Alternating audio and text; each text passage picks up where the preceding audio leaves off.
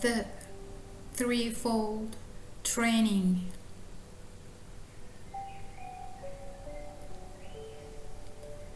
From the Handbook for Mankind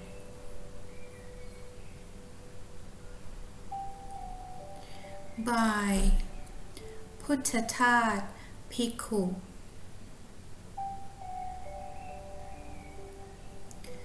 In this chapter, we shall examine the method to use for eliminating clinging.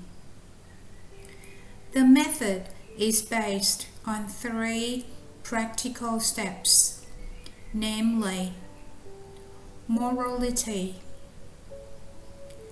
concentration, and insight,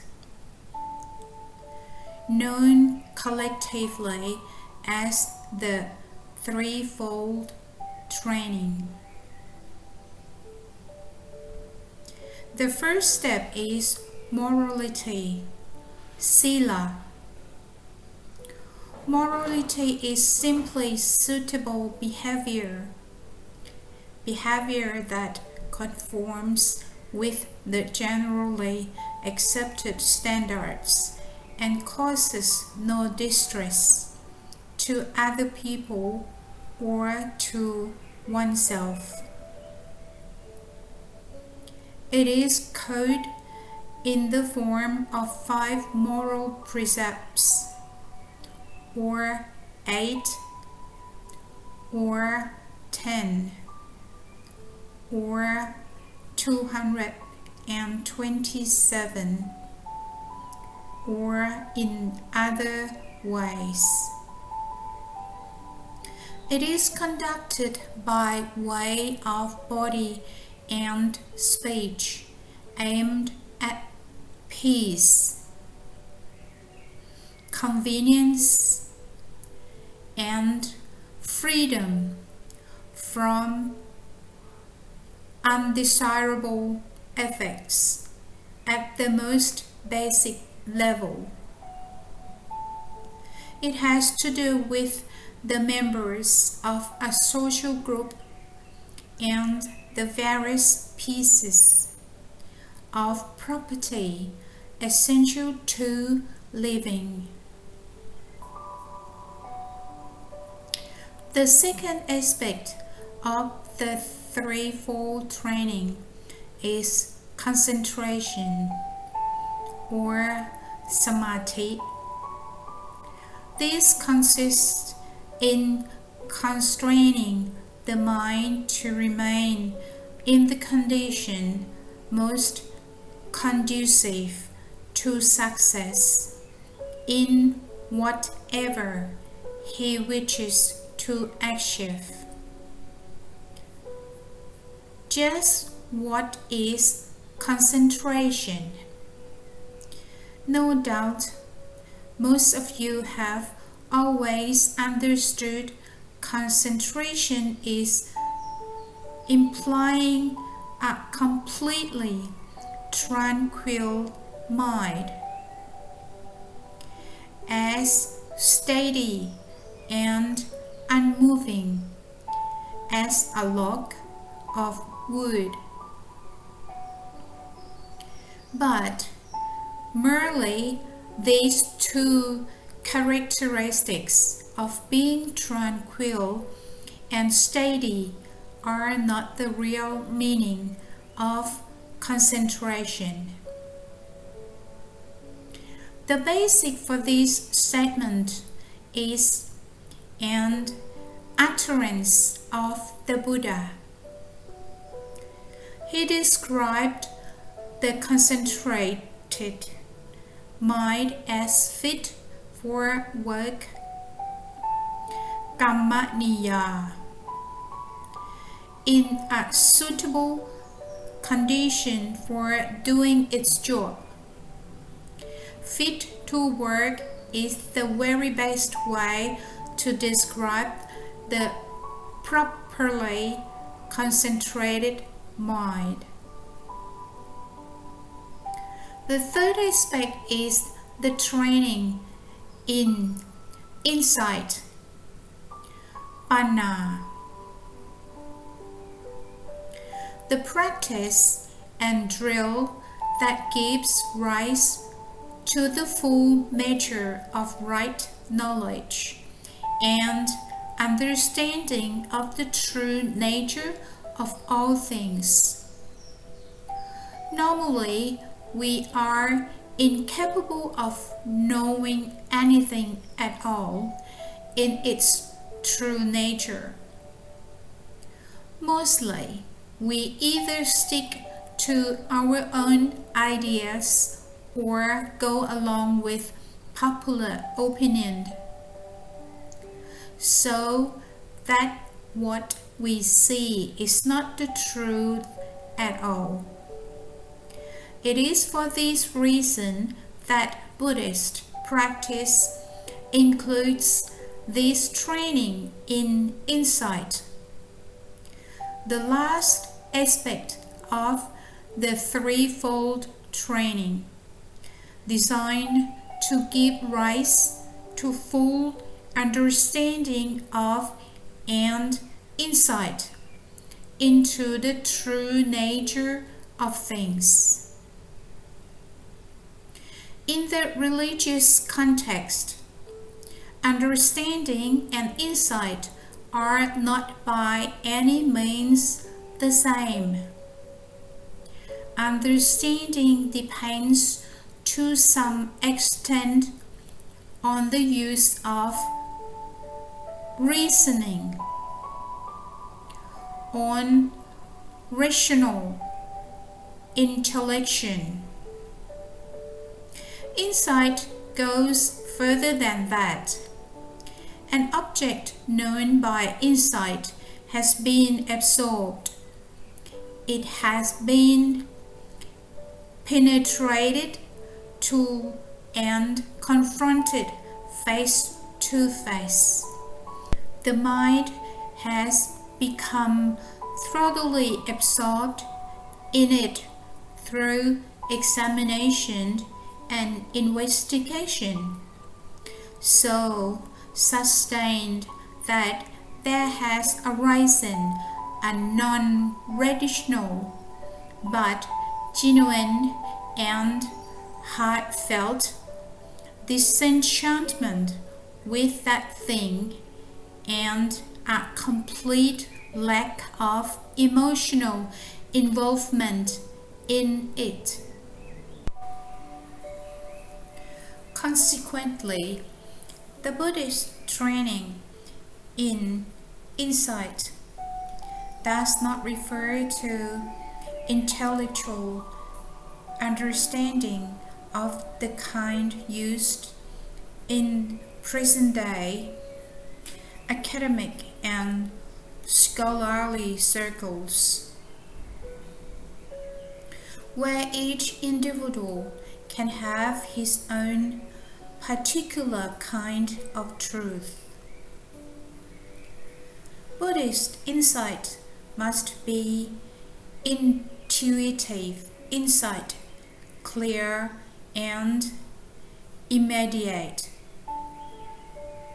The result of having penetrated to the object by one means or another, until it has made a definite and indelible impression on the mind. For this reason, the objects of scrutiny in insight training must be things that one comes into contact with in the course of everyday living, or at least there must be things of sufficient importance to render the mind genuinely fed up and disenchanted with them as transient, unsatisfactory, and not selves. However much we think rationally, evaluating the characteristics of transience, unsatisfactoriness, and non-selfhood, nothing results but intellectual understanding. There is no way it can give rise to disillusionment and disenchantment with worldly things.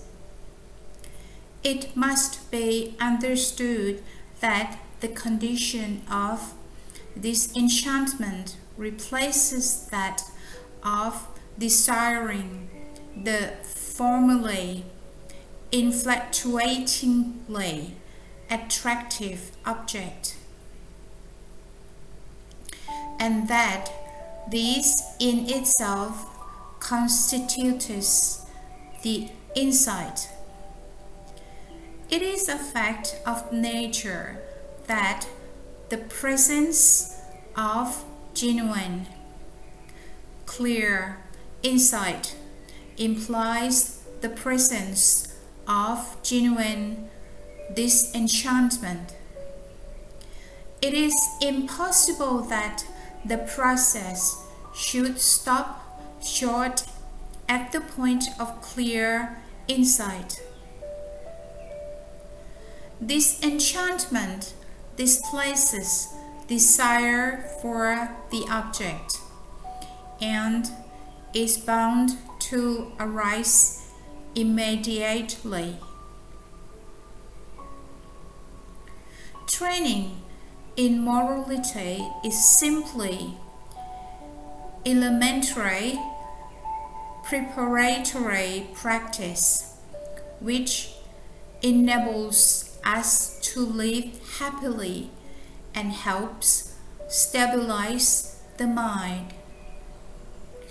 Morality yields various benefits, the most important being the preparing of the way for concentration.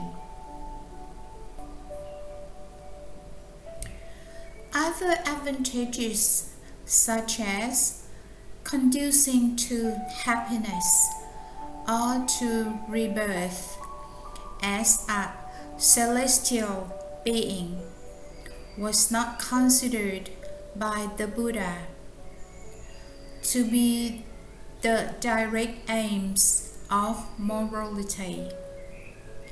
He regarded morality as primarily a means of inducing and developing concentration.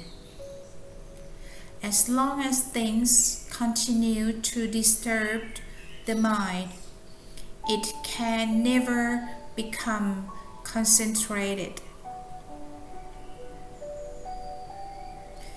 Training in concentration consists in developing the ability to control this mind of ours, to make use of it, to make it do its job to the best advantage.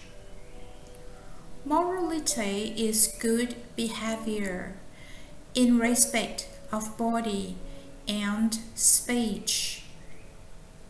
Concentration amounts to good behavior in respect of the mind and is the fruit of thorough mental training and discipline. The concentrated mind is devoid of all bad, defiling thoughts and does not wander off the object. It is in a fit condition to do its job. Even in ordinary worldly situations. Concentration is always a necessity. No matter what we are engaged in, we can hardly do it successfully unless the mind is concentrated. For this reason, the Buddha counted concentration as one of the marks of a great man. Regardless of whether a man is to be successful in worldly or in spiritual things, the faculty of concentration is absolutely indispensable. Take even a schoolboy. If he lacks concentration, how can he do arithmetic? The sort of concentration involved in doing arithmetic is natural concentration and is only poorly developed. Concentration as a basic element in Buddhist practice, which is what we are discussing here, is concentration that has been trained and raised to a higher pitch than can develop naturally.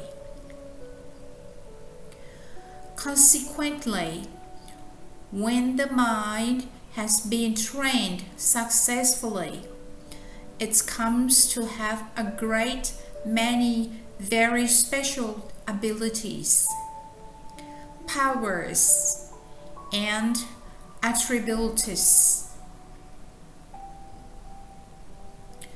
A person who has managed to derive these benefits from concentration can be said to have moved up a step towards knowing the secrets of nature. He knows how to control the mind and thus has abilities not possessed by the average person. The perfection of morality is an ordinary human ability. Even if someone makes a display of morality, it is never a superhuman display.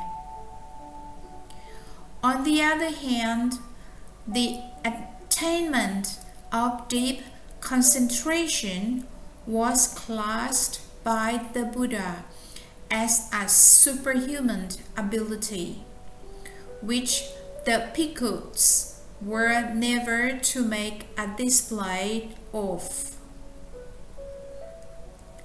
Anyone who did show off this ability was considered no longer a good Bhikkhu, or even no longer a Bhikkhu at all. To attain concentration necessitates making sacrifices. We have to put up with varying degrees of hardship to train and practice until we have the degree of concentration appropriate to our abilities. Ultimately, we shall gain much better results in our work than can the average man, simply because we have better tools at our disposal. So do take an interest in this matter of concentration and don't go regarding it as something foolish and old-fashioned. It is definitely something of the greatest importance, something worth making use of it at all times, especially nowadays when the world seems to be spinning too fast and on the point of going up in flames. There is far more need for concentration now than there was in the time of the Buddha. Don't get the idea that it is just something for the people in the temples or for cranks. Now we come to the connection between the training in concentration and the training in insight. The Buddha once said that when the mind is concentrated, it is in a position to see all things as they really are. When the mind is concentrated and fit for work, it will know all things in their true nature. It is a strange thing that the answer to any problem a person is trying to solve is unusually already present, though concealed in his very own mind. He is not aware of it because it is still only subconscious. As long as he is set on solving the problem, the solution will not come, simply because his mind at the time is not a fit condition for solving problems. If, when setting about my mental work, a person develops right concentration, that is, if he renders his mind fit to work, the solution to his problem will come to light of its own accord. The moment the mind has become concentrated, the answer will just fall into place. But should the solution still fail to come, there exists another method for directing the mind to the examination of the problem, namely, the practice of concentrated introspection referred to as the training in insight. On the day of his enlightenment, the Buddha attained insight into the law of conditioned organization. That is, he came to perceive the true nature of things, or the what is what, and the sequence in which they arise as a result of being concentrated in the way we have just described. The Buddha has related the story in detail, but essentially it amounts to this. As soon as his mind has well concentrated, it was in a position to examine the problem. It is just when the mind is quiet and cool, in a state of well-being, undisturbed, well-concentrated, and fresh. That some solution to a persistent problem is arrived at. Insight is always dependent on concentration, though we may perhaps never have noticed the fact.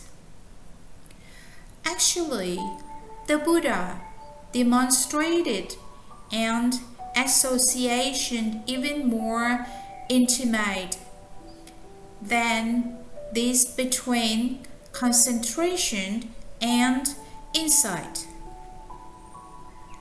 He pointed out that concentration is indispensable for insight, and insight indispensable for concentration as a higher intensity than occurs naturally, requires the presence of understanding of certain characteristics of the mind.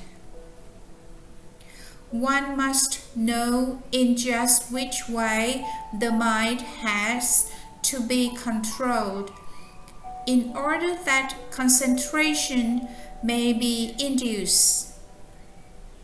So the more insight a person has, the higher degree of concentration he will be capable of. Likewise, an increase in concentration results in a corresponding increase in insight. Either one of the two factors promotes the other. Insight implies an obscured vision and consequently disenchantment and boredom. It results in a backing away from all the things one has formerly been madly infatuated with. If one has insight, yet still goes rushing after things, madly craving for them, grabbing at and clinging on to them, being infatuated with them, then it cannot be insight in the Buddhist sense. This stopping short and backing away is, of course, not a physical action. One doesn't actually pick things up and hurl them away or smash them to pieces, nor does one go running off to live in the forest. It is not what it meant. Here we are referring specifically to a mental stopping short and backing away, as a result of which the mind ceases to be a slave to things and becomes a free mind instead. This is what it is like when desire for things has given way to disenchantment. It isn't a matter of going and committing suicide, or going off to live as a hermit in the forest, or setting fire to everything. Outwardly, one is as usual, behaving quite normally with respect to things. Inwardly, however, there is a difference. The mind is independent, free, no longer a slave to things. This is the virtue of insight. The Buddha called this effect deliverance, escape from slavery to things, in particular the things we like. Actually, we are enslaved by the things we dislike too. We are enslaved insofar as we cannot help disliking them and are unable to remain unmoved by them. In disliking things, we are being active. We are becoming emotional about them. They manage to control us just as do the things we like, affecting each of us in a different way. So, the expression slavery to things refers to the reactions of liking and disliking. All this shows that we can escape from slavery to things and become free by means of insight. The Buddha summed up this principle very briefly by saying, insight is the means by which we can purify ourselves. He did not specify morality or concentration as the means by which we could purify ourselves, but insight, which enables us to escape, which liberates us from things. Not freed from things, one is impure, tainted, infatuated, passionate. Once free, one is pure, spotless, enlightened, tranquil. This is the fruit of insight, the condition that results when insight has done its job completely. Have a good look at this factor. Insight, the third aspect of the threefold training. Get to know it, and you will come to regard it as the highest virtue. Buddhist insight is insight that results in backing away from things by completely destroying the four kinds of attachment. Those four attachments are ropes holding us fast. Insight is the knife that can cut those bonds and set us free. With the four attachments gone, there is nothing left to bind us fast to things. Will these three modes of practice stand the test? Are they soundly based and suitable for all in practice? do examine them. When you have another look at them, you will see that these three factors do not conflict with any religious doctrine at all. Assuming that the religion in question really aims at remedying the problem of human suffering.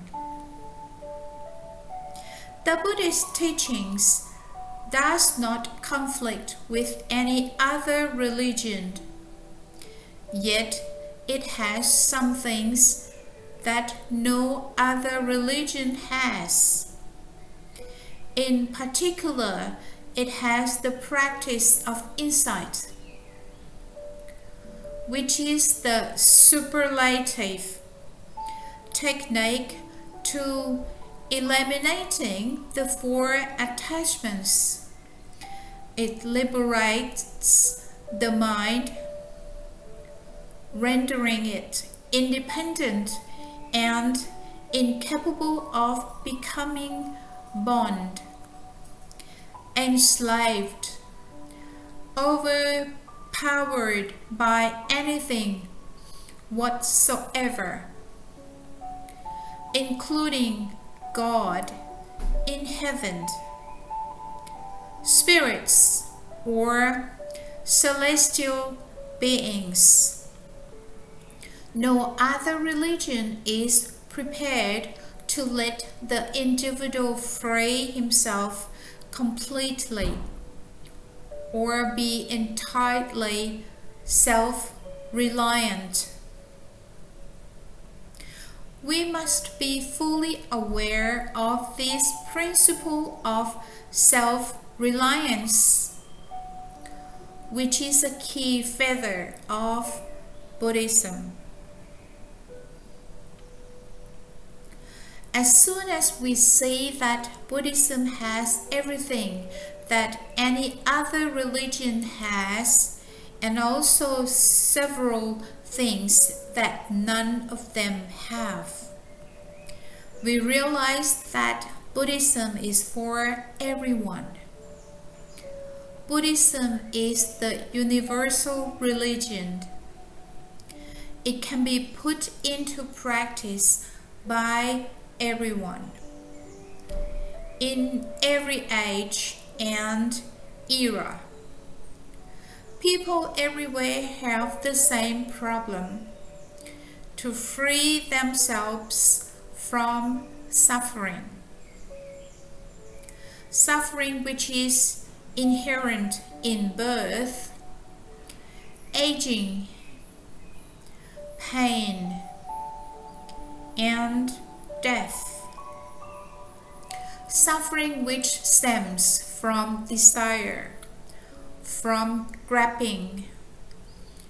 Everyone without exception, celestial being, human being, or beast, has this same problem, and everyone has the same job to do, namely, to eliminate completely the desire, the unskillful grasping, which is the root cause of that suffering.